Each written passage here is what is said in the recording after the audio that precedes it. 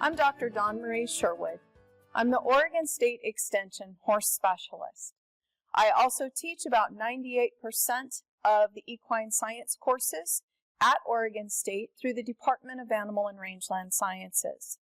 I also manage our OSU Horse Center, where we house about 36 horses. This is my helper Hollywood. He is my own personal horse. I'm here to help you, and I hope you enjoy the video. For this instructional video, we're going to be talking about grazing muzzles. Springtime, in the fall, if there's a lot of rain and it's warm, you get that pasture growth again. One of the big concerns with pasture when it's growing in the spring or fall is the sugar levels. A lot of people with metabolic horses, in other words, insulin-resistant horses, horses with equine metabolic syndrome, or horses that are prone to laminitis need to be aware of that sugar content and some of the tools they can use to still have their horses out on pasture, but do it safely. One of those tools is what we call a grazing muzzle. With the grazing muzzle, we can actually reduce the amount of grass that that horse is consuming, and there's a couple different types that we can look at. So there are multiple types of muzzles, grazing muzzles, on the market today. These are two that I'm going to show you with this video. I have experience with both of these because we use them on Oregon State University school horses, our teaching herd.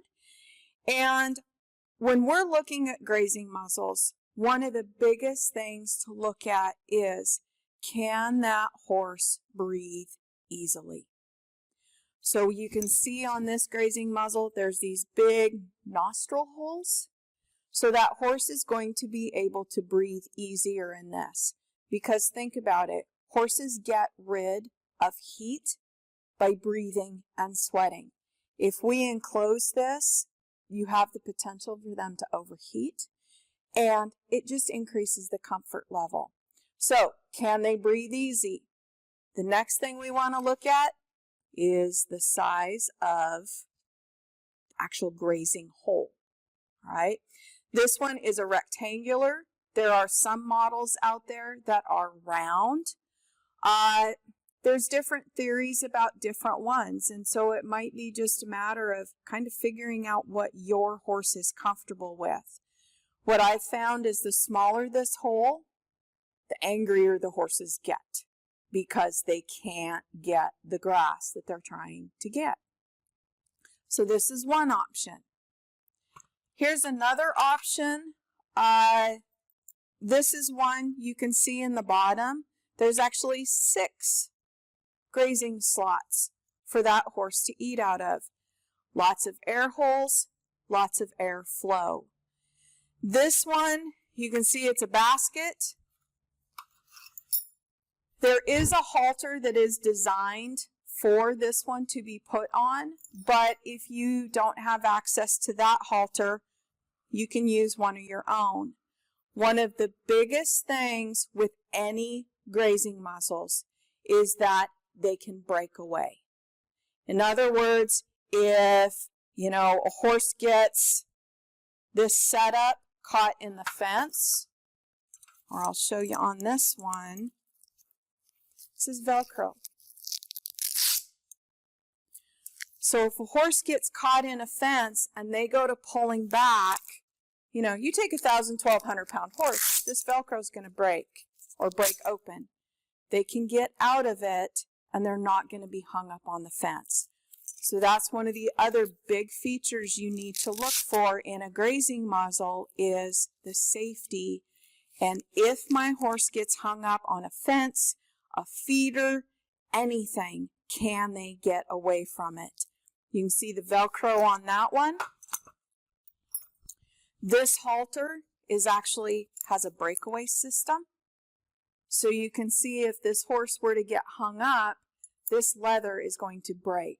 And again, they're going to be able to get out of that situation. So again, breathability, size of grazing hole, and safety.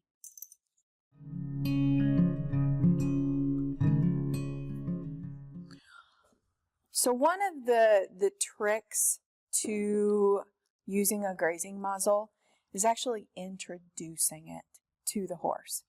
You don't want to just put the muzzle on and put him out on pasture. So the biggest thing is introducing it, that it's not something scary.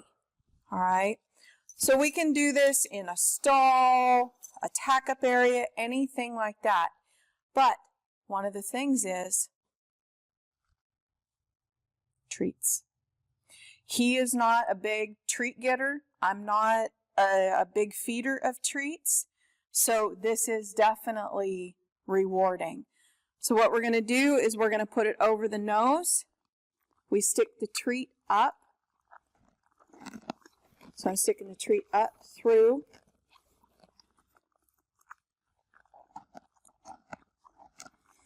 And you can do that a couple times, a couple nights in a row.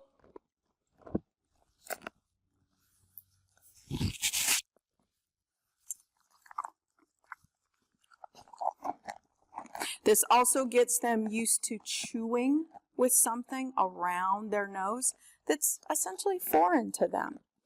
After you've done that a few times and your horse is nice and relaxed with doing that, the next thing we would want to do is actually putting it on. Okay?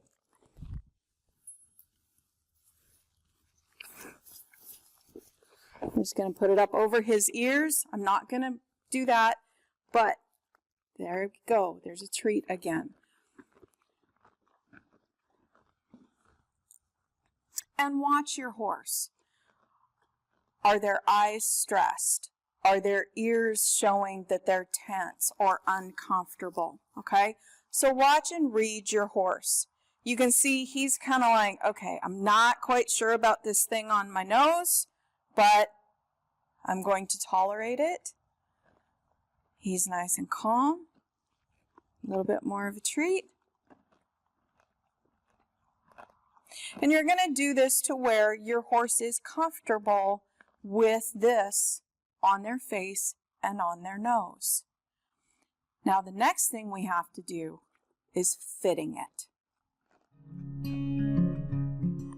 Now that your horse is comfortable with the grazing muzzle on, now it's time to get it fit properly so you can start turning them out. Okay? So he knows I have treats, and so he's trying to get treats out of my pocket. But, okay. Muzzle on. Now I'm going to take this piece, bring it around, and attach it. One of the tricks, your snaps always go in. That's a safety piece. If you snap your snap that way and they're grazing near a wire fence, that wire can just go down in, snap, and your horse is stuck on the fence. Okay? So always make sure your snap goes in.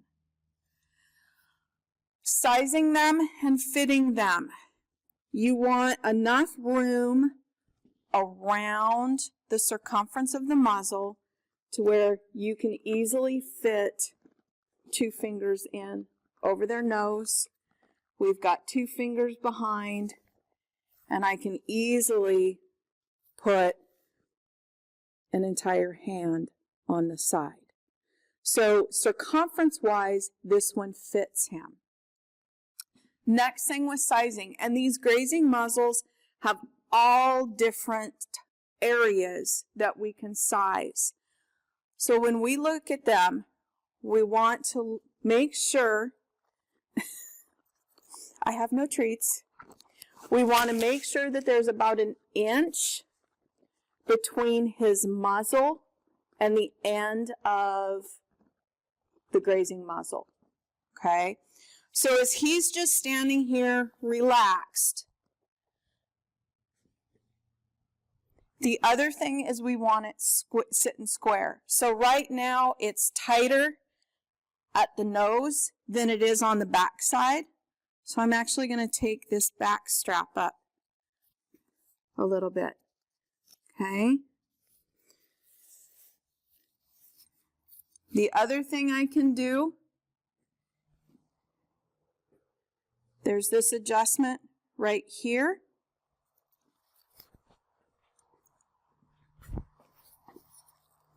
I can take that up a little bit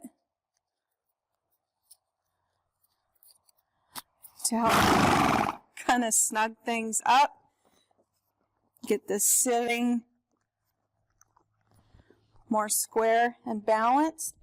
Now, just with that, that has leveled it to where this grazing muzzle is sitting pretty square on his nose, okay? But actually, distance-wise, it's pretty good too. But what we don't want,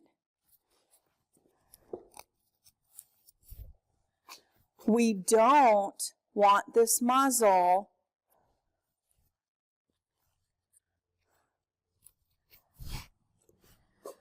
to where it's sitting to where his muzzle is right on the surface of the grazing muzzle. We don't want that. We want about an inch.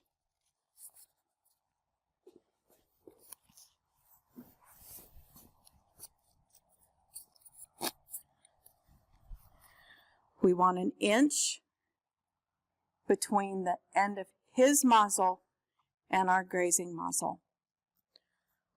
So right now, Hollywood is ready to go out on pasture and use his grazing muzzle.